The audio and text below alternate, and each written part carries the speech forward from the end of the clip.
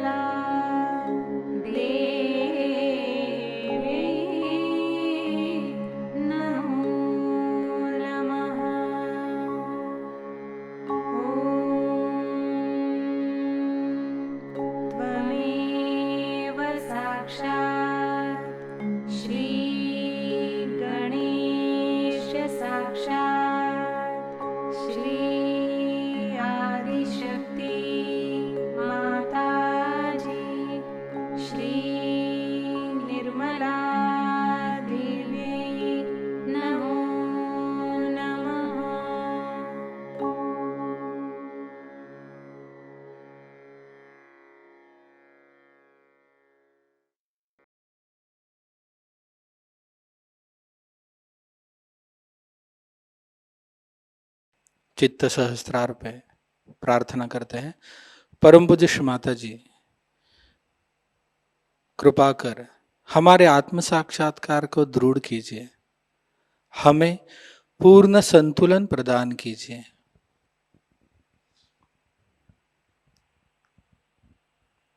कुछ क्षण इसी ध्यान की अवस्था में बैठते हैं।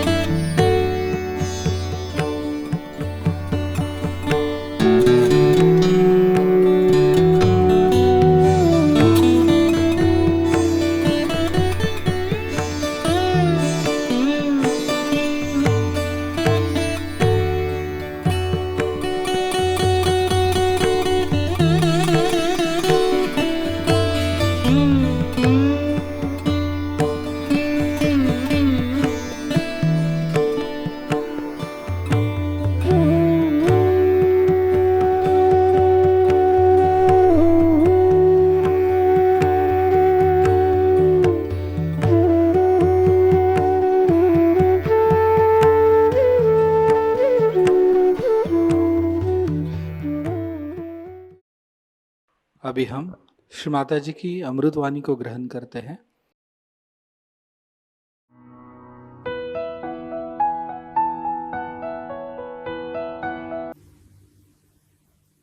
आज आप लोग हमारा जन्मदिन इतने प्रेम, आदर और श्रद्धा से मना रहे हैं। ये देखकर ऐसा लगता है कि हमने ऐसा किया ही क्या है जो आप लोग इस तरह अपना प्रेम दिखा रहे हैं।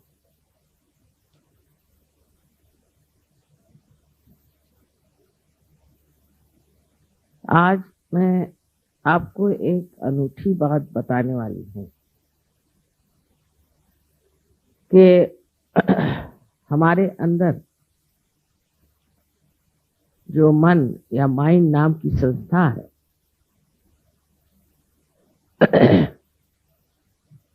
वो एक मिथ्या बात है। वो मिथ्या ऐसी है कि जब हम पैदा होते हैं तो हमारे अंदर ये मन नाम की बात कोई नहीं। जब धीरे धीरे हम बाह्य में प्रतिक्रिया करते हैं, दोनों तरह से, या तो कोई हमें संस्कार बनाता है और कोई हमारे अंदर अहंकार का भाव जागृत होता है, तब उन प्रतिक्रियाओं से जो हमारे अंदर चीज जागृत होती है वो बुलबुलों के तरह इकट्ठी हो जाती है और ये हमारे विचारों के बुलबुले हमारे अंदर मन नाम की एक कृत्रिम संस्था बना। ये सारी चीजें हमारे अंदर ऐसी घटित होती है कि जिससे हम खुद ही बना करके और उसी की गुलामी करते हैं। जैसे घड़ी इंसान ने बनाई है और हम घड़ी की गुलामी करते हैं। सहज में फिर आप कालातीत हो जाते हैं, आप इससे परे उठ जाते हैं। समय आपके साथ चलने लगता है, आप समय के पीछे नहीं दौड़ते।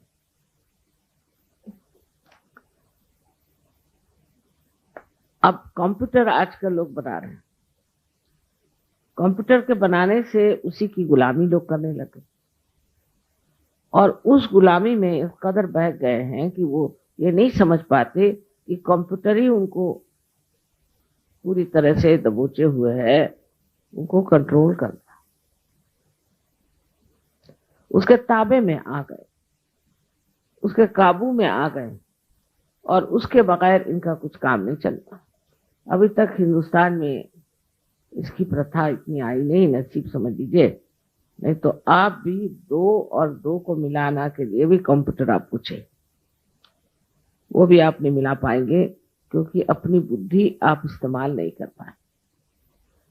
तो आपका जो मस्तिष्क में बुद्धि का वास्तव्य है वो तो सत्य है, किंतु ये जो मन है ये एक बनाई हुई कृत्रिम हमारी अपनी तरफ की जो प्रतिक्रियाएं हैं अहंकार की और हमारे संस्कारों की, वो बनी हुई एक बहुत ही कृत्रिम सी एक क्षणिक चीज है।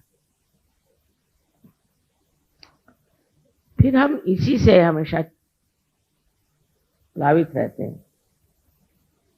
खास करके जो लोग अपने को बहुत ही सोचते हैं कि हम बहुत विद्वान, बहुत समझदार, बड़े पढ़े लिखे हैं, उन्होंने इस मस्तिष्क को पूरे तरह से इस मन से भर दिया। मन इनके ऊपर छाया हुआ और जहां चाहे मन वहीं बहकते रहते हैं, उस बहाव में बहकते रहते हैं, उस ओर चलते रहते हैं। एक कृत्रिम सी चीज अपने अंदर स्थापित हो गई है जिसे हम मन कहते हैं। असल में मन नाम की कोई चीज न थी न है, इसीलिए मन से परे जाना ही सहज का कार्य। जब आप मन से परे जाएंगे तभी आप उस शांति को प्राप्त कर सकते हैं, क्योंकि मन हमेशा विचारों से, जो कि अहंकार और हमारे संस्कार प्रति अहंकार से आते रहता है, उसे आडोलित। इसलिए कोई शांति आप महसूस नहीं कर सकते। अगर शांति को आपको प्राप्त करना है तो इस कृत्रिम मन से परे जाना चाहिए, और इसीलिए हमारे यहाँ जो प्रथम दशा सहज की मानी जाती है, जिसे कि हम निर्विचार समाधि कहते हैं, उसको प्राप्त करना चाहिए। उसके प्राप्त करते ही आप देखते हैं कि आप शांत हो जाते हैं। आपके अंदर जमे हुए जो कुछ विचार हैं, जो कि एकत्रित हो गए और जिनके कारण आप गलत गलत चीजों में घुसे रहते हैं और परेशान रहते हैं, तकलीफ में रहते हैं, वो सभी एक तरह से चीज मिट जाती है। ये विषय आज नया मैंने शुरू किया है, क्योंकि अब भी हमारा निर्विचार में समाधिस्थ होना कुछ कम है, और जब तक आप निर्विचार में उतरेंगे नहीं, तब तक आप चारों तरफ फैली इस परमेश्वर की शक्ति को प्राप्त नहीं कर सकते। उससे संबंधित है यही जो बीच में मन की जो स्थापना हुई है, यही आपकी स्थिति जो कि योग में होनी चाहिए, उसे खत्म कर देती है। आज मैंने सोचा कि थोड़ा अंग्रेजी में भी बोलना चाहिए, क्योंकि यहाँ बहुत से प्रदेश से लोग आए। इसी विषय को मैं अंग्रेजी में बताना चाहूंगी।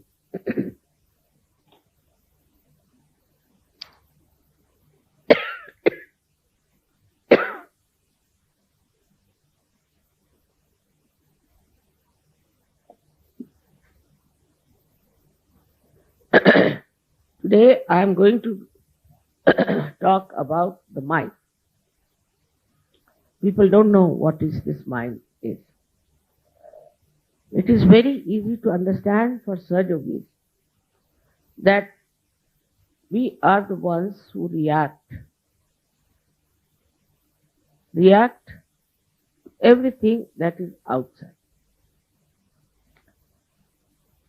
The reason is we have two horrible tendencies. One, which is the ego. And another tendency is that we are being trained that, or we can call it the superego or the conditionings. So both the things, our ego and conditionings, are all the time acting outside. This reaction, which is built in within us, is just like bubbles in the ocean. And these bubbles keep us away from reality. These bubbles are of thought, and they just blast you all the time in your head, and you don't know why they are. When you depend on this artificial mind of yours, then you have no discretion as to understand what is good and what is bad. This mind is the one where all kinds of evil things start. All kinds of quarrels, fights, and possessiveness. Lastly, the war also comes there. It is in this mind only, which is nothing but a myth, all these concrete, destructive ideas somehow or other come up. And then they start growing and growing. Then you find people whom you can impress also, put ideas into their heads. By reading, they learn, or by their lectures, or by mesmerism, whatever kinds of things they can do.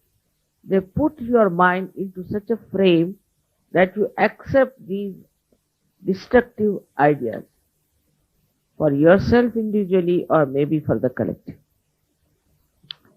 So this mind is just a myth, and we are working through this mind. We are all the time satisfying ourselves by saying, oh, that's my mind. My mind wants it. You see, like one Indian Sahajogi went to America, and he told me that Americans are manavede. Manavede means they are mad after their mind. I said, what do you mean? He said, I gave money to my wife to buy one bush shirt for me. She went and bought some skirts. And she has many skirts, but she bought some skirts. So I asked her, why did you buy the skirts? So she said, my mind said that you should buy the skirts, so I bought skirts. So this is what it is, that the mind can take you to all kinds of wrong things because it has no connection with reality, firstly, and secondly, it is a mythical thing. Absolutely mythical. You see, people think that whatever they have created, it is out of their mind. It's a wrong idea, absolutely wrong idea. All great scientists, say Einstein has said that I was tired trying to find out the theory of relativity. Very tired. He had some concept, like all scientists take up some sort of a concept and they try to build up their research on that. And then I thought it's a wrong concept that I.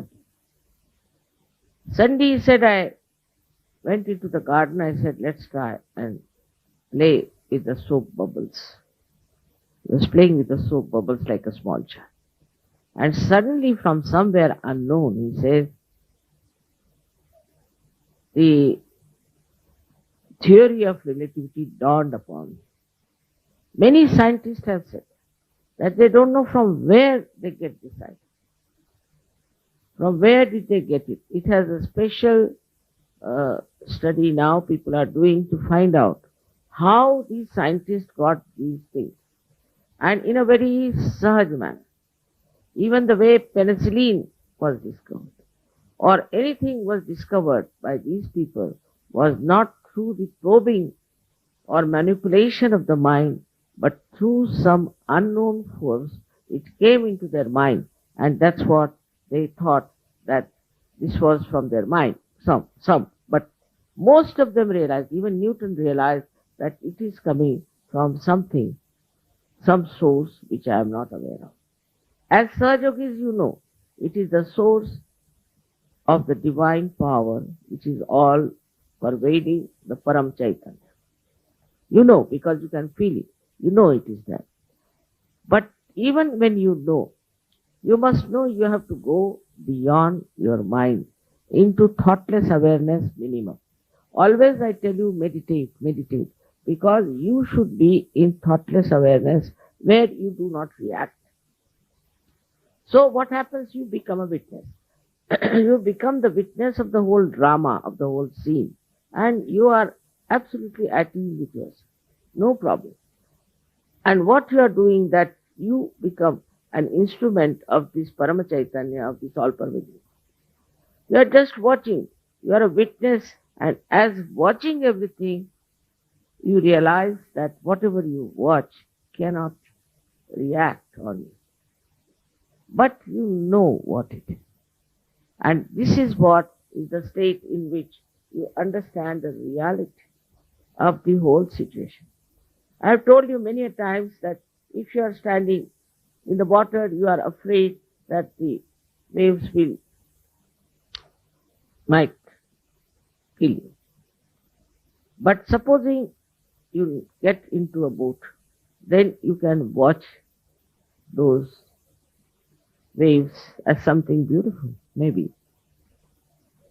If you learn how to swim, you can jump and bring back people who are getting drowned. This is exactly what happens when you are in that state, that you can give realizations to others. You can put them in connection with the divine power. But first of all, you must know how to become thoughtlessly aware. Some people say, Mother, for a second only we become, for 2 seconds we become. Because, you see, in our mind, even if you come to Sahajayoga, you have so many conditionings to begin with. First of all, if you are born an Indian, then you are identified with it. If you are born in England, you are identified with it. One thing I have noticed about Sahajogis, once they get out of this nonsense of this mind, first thing they start criticizing the way they have been living in atmosphere. For example, they'll say, this is Indian, now this is what the Indians are. Then he'll say, this is, if they are British, they'll say, these are the British, you see. They will be the best to criticize.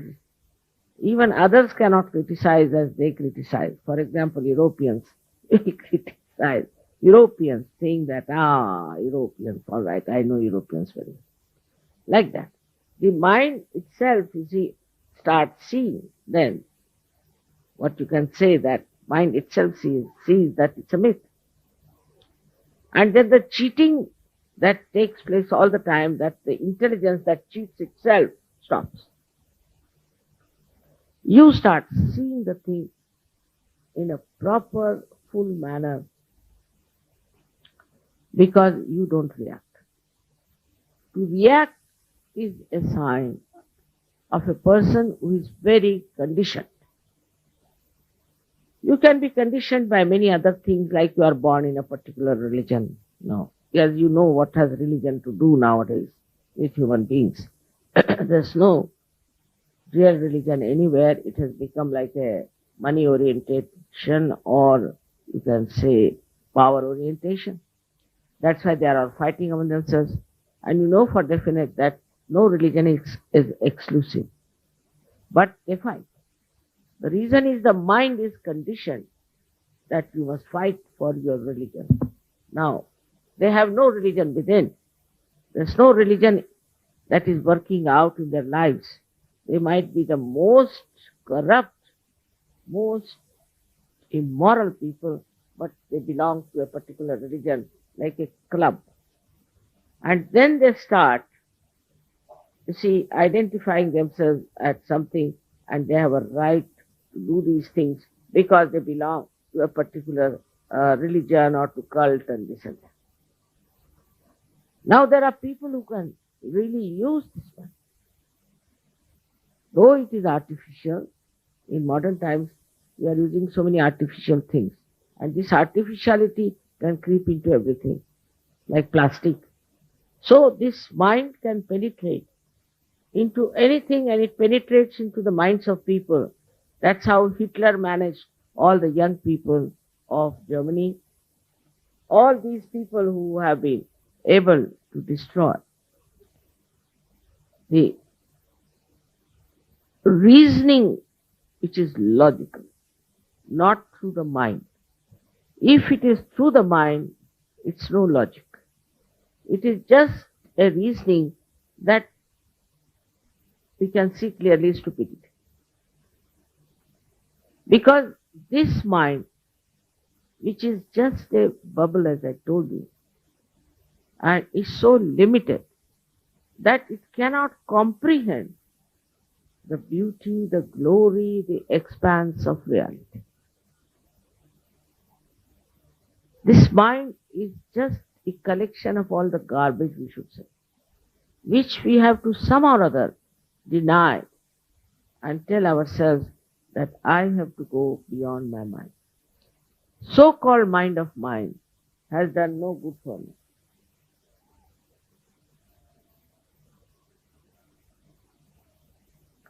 And this mind of mine, which has been all the time controlling me, is just like the watch we have made and it is controlling us, or like the computer that controls us.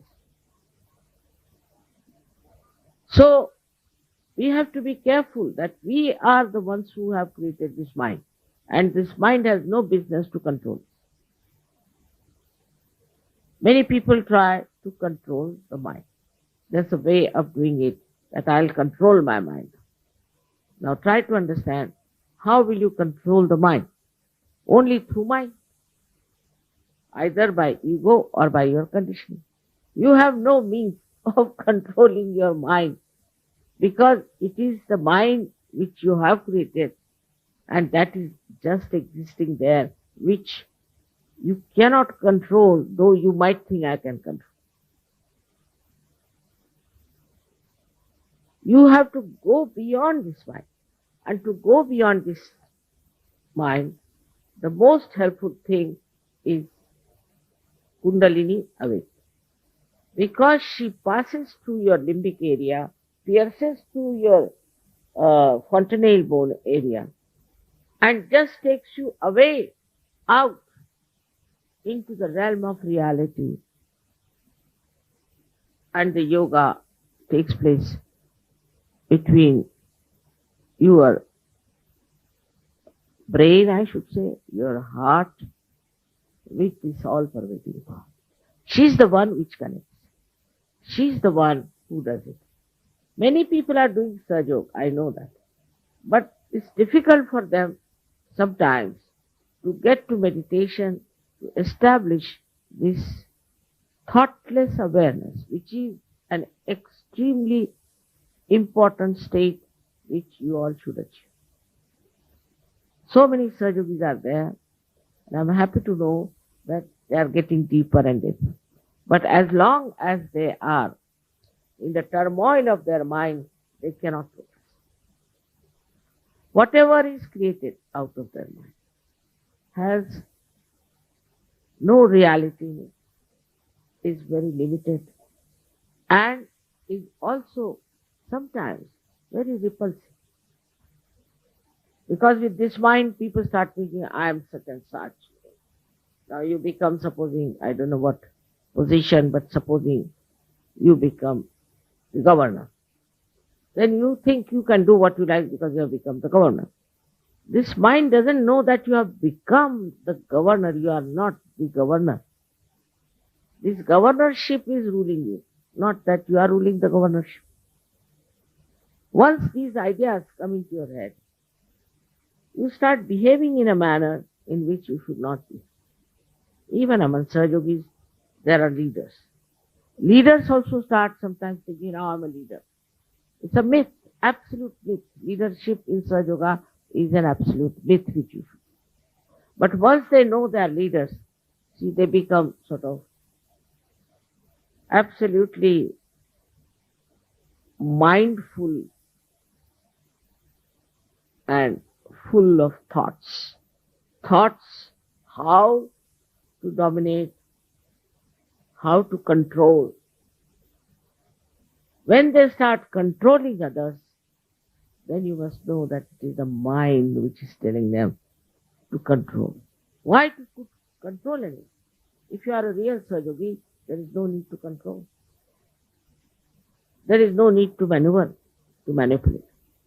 Now once your attention goes beyond the mind, only the Sahajogis will understand this point very clearly. When this mind goes beyond the thoughts, then the manipulation of the attention is very important.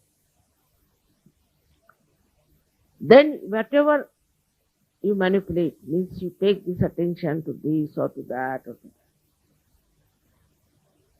that. You will be surprised how dynamic you become, how effective you become, and how knowledgeable you become. Because once you can take this attention to anything you want, immediately there is light on that issue, on that person, on that problem, and you see how it works, how it helps. In Sahaja, you have said, Mother, there have been lots of miracles with your attention or something like that. I agree. But your attention also is quite capable of doing things which normal people can't. Because now your attention is purified, firstly. And secondly, it is manipulated with the divine power and is manifesting its powers. But before that, I have seen people who come to Sahaja, they send me letters of crying, Mother, this is happening, that is happening, my father is sick and my leg is paining, my hands are paining, all kinds of things. Not only at the physical level, but also on mental level and all sorts of things. They go on. They sometimes write to me such long letters, I don't know how to write it. There's nothing to write so much. But they do, because at that stage they are still reacting and they don't know what to do. They go to such a limit that they think that Sahaja is like a contract. Now I have come to Sahaja, I must get this. This must happen. Only they come to Sahaja, then they think it's a contract and they must get this and they must get that help. All this kind of behavior is not that of a Sahaja. Sat Yogi in Sanskrit is a very good at tatast. Very good word, which I'll try to explain but cannot be really translated. Tatastha means the one who is standing on the shore. On the shore and watch. That is the state in which you have to be. But as a result, you do not become a person who is not effective. You become extremely effective. If such people are there, you won't believe so many things can happen. Wars can stop. Peace can spread. People who are evil will be exposed. Now, because it's such an amas working out of Sahaja, Sahajogis should not in any way find themselves in conflict with each other. Still I find sometimes, and I'm amazed how people criticize other Sahajogis or other leaders while they themselves have problems. The reason is that once you start going beyond the mind, you automatically become introspective. And you start seeing what's wrong with me, this mind of mine now. So better stand before the mirror, or can even close your eyes and see, now, Mr. Mind, what are you doing? What are you up to? You face yourself. You stand out from yourself and see for yourself and ask the mind, what are you up to? That's the way. Once you are out of it, you can control it. Happy you are celebrating my birthday. I'm supposed to be quite old, though I don't think like that because I don't think. One has to be beyond the mind, to think about yourself all the time, or to think about things which do not concern you sometimes, and just try to put your mind into a turmoil, which is very dangerous these days. To stop your thought, first of all, I think in Sahajayoga you should stop reading anything. Because if you start reading, then what happens again? You start collecting thoughts from that book. I've seen many people whose mind is nothing but the books from others, or the words of others, or quotation of others. They are nowhere. You cannot find them. They are all lost people.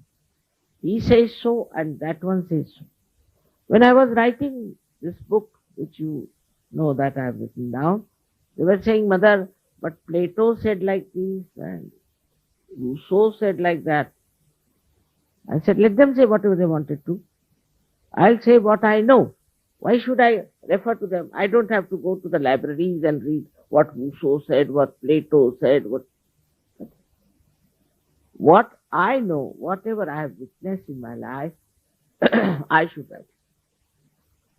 Clearly, without thinking about what others have to say, what others have described. And also this mind has another big problem, that whatever is written down in black and white becomes Bible. Then whatever is done before is something great. Like now there is no Christ, there is no Muhammad, and there is no Abraham, there is no Krishna, there is no Ram today. But they will think of what Rama said, what Krishna said, then in Gita this he said, in Gita he has not said a word about Kundalini, so why Mother is talking about Kundalini?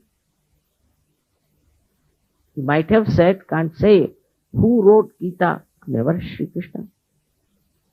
Christ never wrote Bible, Quran was not written by Muhammad. So what they have said, why should you worry about that? Instead of that, you take the experience that everybody has said. That you have to be born again, everybody has said. That you have to go beyond the mind, also everyone has said. Why not do that and then see for yourself? But people like, they are identified. Now if they are Christians who are coming to Sahajayoga, still they are happy if it is Christ. Very happy. If they are Hindus, should be Krishna or Rama. If they are Muslims, it should be Muhammad Sahib, Fatima or something. Otherwise they can't get out of it. It's very difficult. Their mind is such that is so much made from childhood. You are told, you are a Muslim, you are a Muslim, you are a Christian, you are a Christian. So they believe it. Supposing you are born in some other religion, then what would have happened? You would have been something different. But this mind has been injected with the ideas which has gone into your head, and that's how you are so much without any freedom. You are tied down with these conditions. And that's what I find among Sahajogis also a very big conditioning, that such and such thing is good or bad, they decide. You see for yourself. For example, If I talk on Guru Nanak, then the Sikhs will be there. But I talk on Christ, they won't be happy. I talked on Christ in Pune, so they said she's trying to convert everybody to Christianity. And when I was talking about Shri Krishna in London, they said she's making everybody a Hindu. So this identification that is coming to us when so intensely from, we should say it's like from the birth. All these ideas still are there and we are not free. That doesn't mean that you should not have faith in all of these people. They were all great. We have great respect for them and understand. But first you be free. You be free to know them. Your mind should be free. It should not be the injections that are put into your head that you cannot see the point. That's why they don't enjoy it. See, partly they enjoy, partly they don't. So to become a free person, because Sahajayoga is to give you complete freedom and also complete sense of freedom, so you respect the freedom of others. On the whole, you understand what freedom means. If that doesn't work out, then I would say that Sahajayoga is of no use. Because it should work out in such a manner that you should get rid of all these conditionings you have had.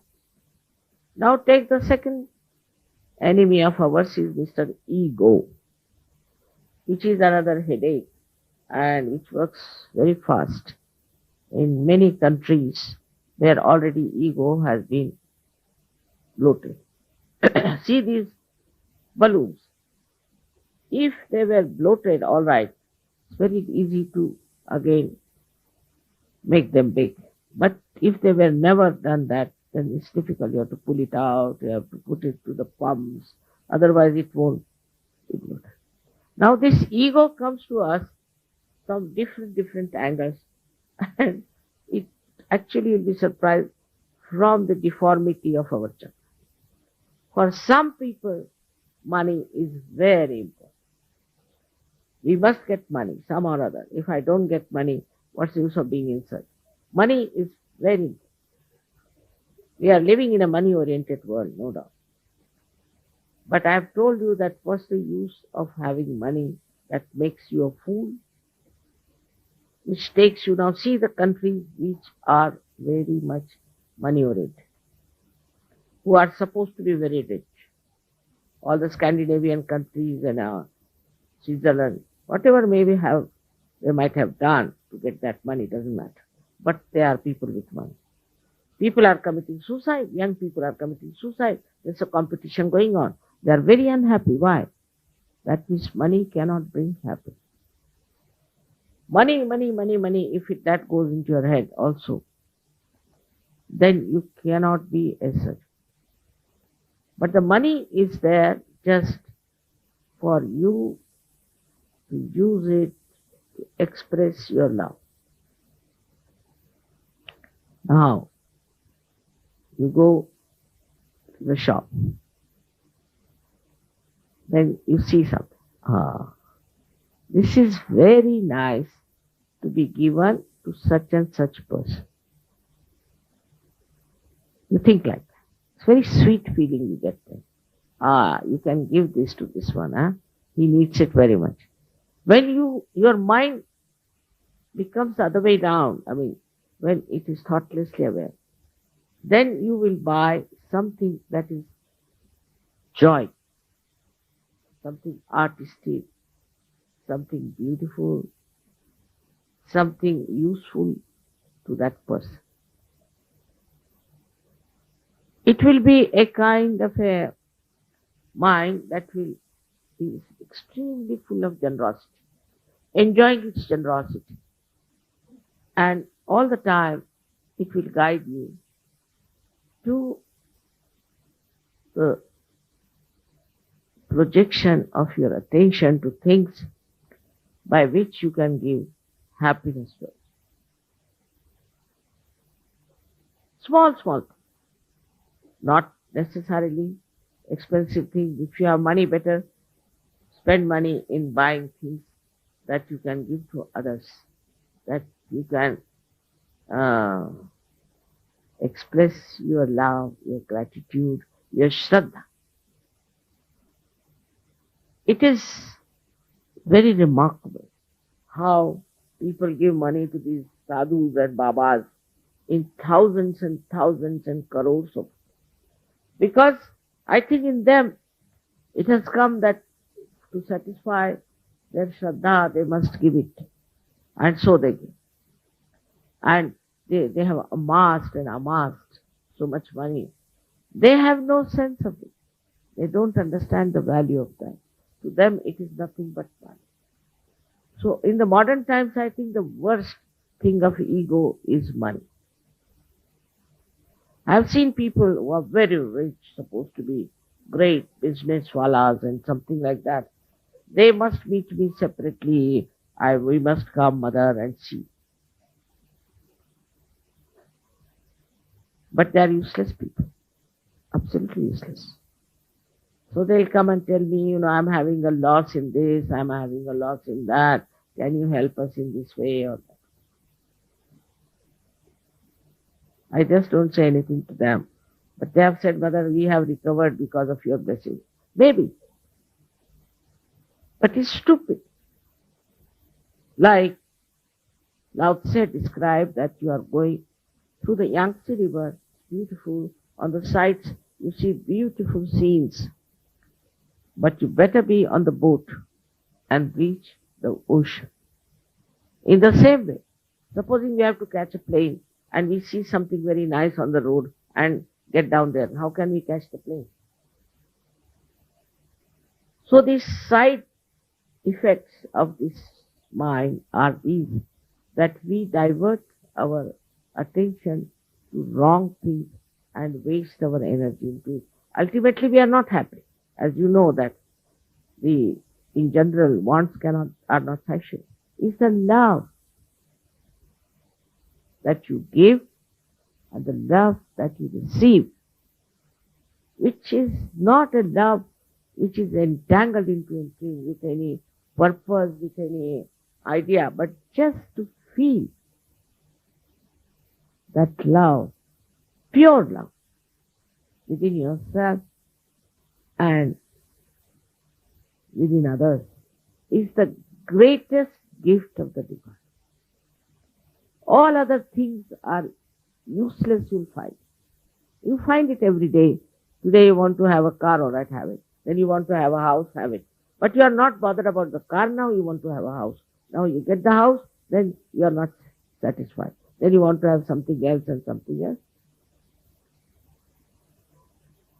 So, which is that want, which is satisfying, is this pure love, genuine love, that you feel for the others and others feel for you. We have lots of conditioning of it. In our country especially, this Indian country, India so-called, you see, to dominate the wife is one of the greatest ego. I have seen people, how they tortured women, their wives, and the children of others, just because they think I am a man. What do you get? You don't get any joy. You can never be joyous. If you try to dominate another person, you can never be joyous. Never be joyous. It's only through loving and affection and care that you can feel the joy. Because joy has these symptoms. Joy is not domination or demanding or asking. These are not the signs of a person who is joyous. A joyous person is that who just enjoys the caring, the loving, the gentle relationship. And this is another point where I've seen Indian men especially in the north, because of they say Muslim influence, whatever it is. In the north, the men are extremely dominating to them. and they insult the wife also. So now the women here have become extremely dominating us. Naturally, action has a reaction.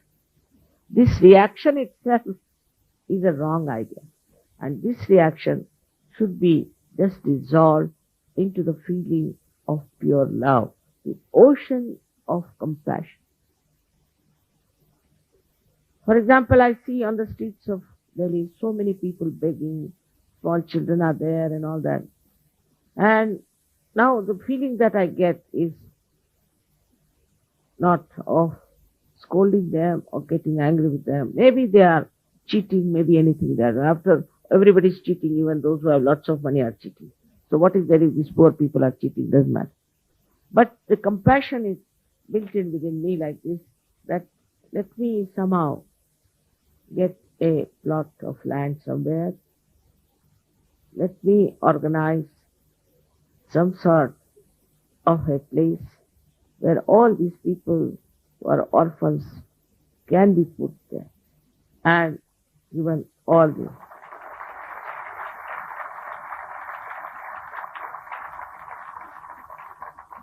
help. And maybe from this pond of misery and poverty, you might get lots of lotuses coming up. But the feeling has to be collective.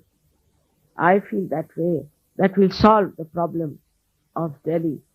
But that doesn't mean that like other social workers, like I have been connected with some social workers and I was amazed that it was nothing but an ego pampering business. It has nothing to do with social work. Haphazard and nothing deep in their attention to look after these people. So with the great feeling of love and compassion, we can do it. We all can do it and can work it out. One of my desires is this. If it is a desire of you all, it will work out. It's very important that they are also human beings and we have to look after them. But for that, one should not think that I will be the treasurer, I'll be the president, and I'll be this. All these clergyships should go away from the mind itself. Otherwise, you are not free. You are not free. Like there's a nice joke about it. That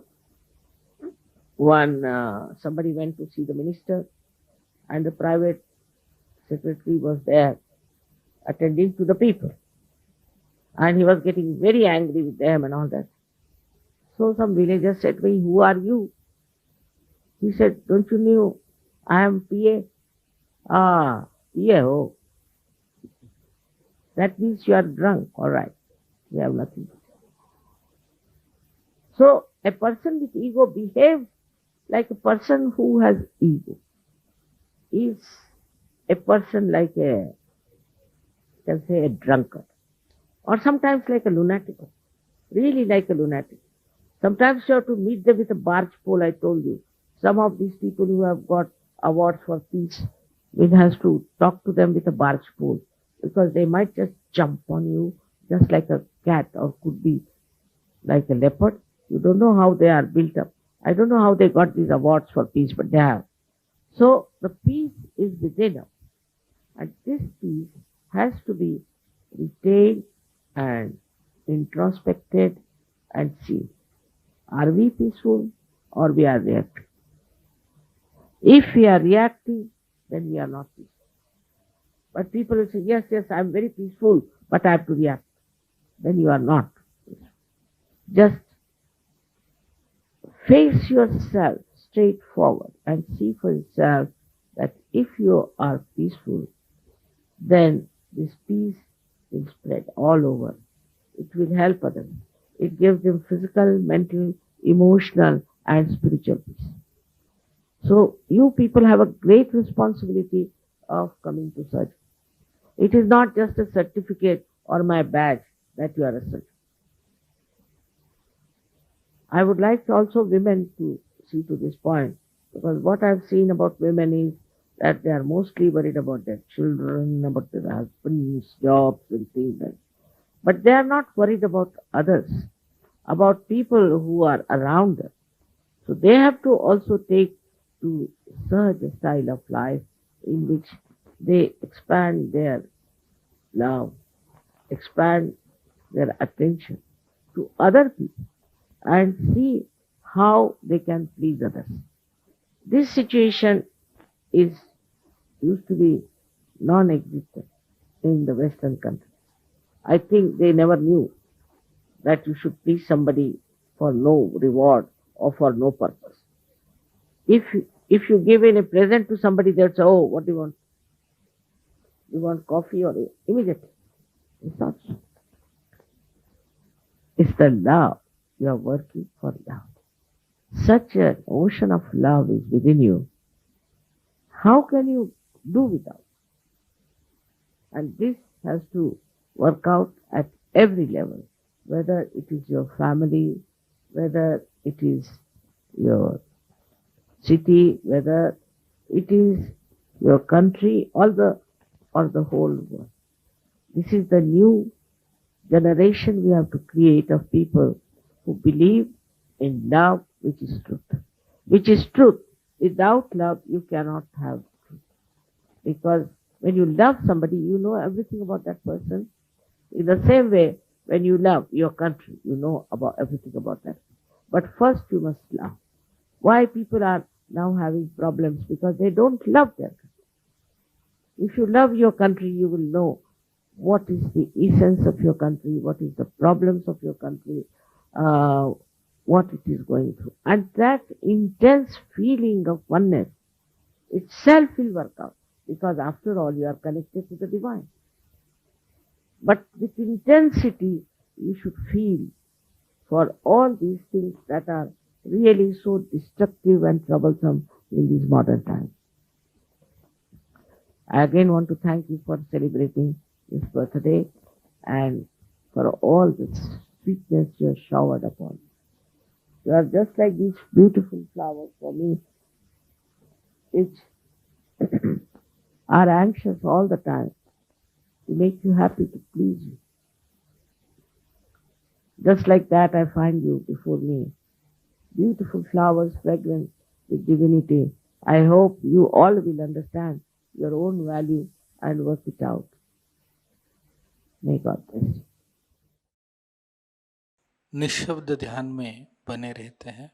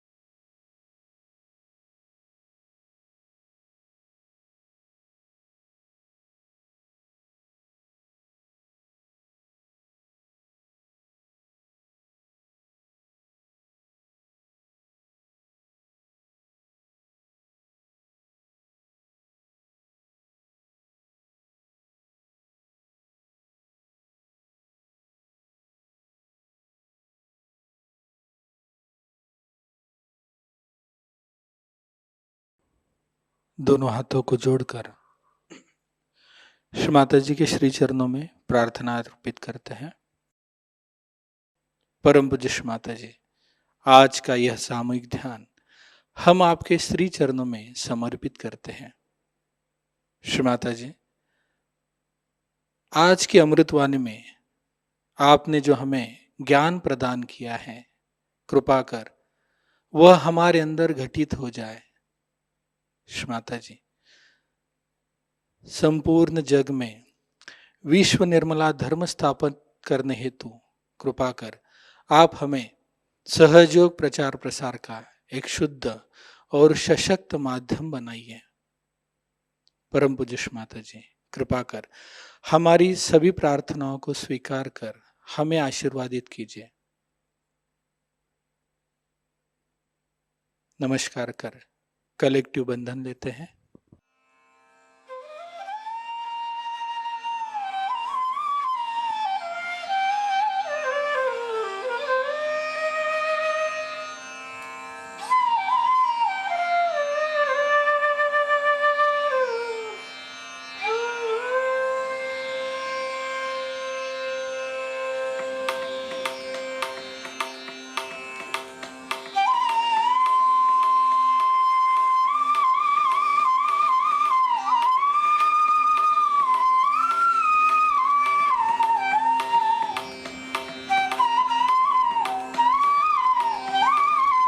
आज का ध्यान केंद्र यहीं पे संपन्न होता है। आप सबका हृदय से धन्यवाद। जय श्री माता जी।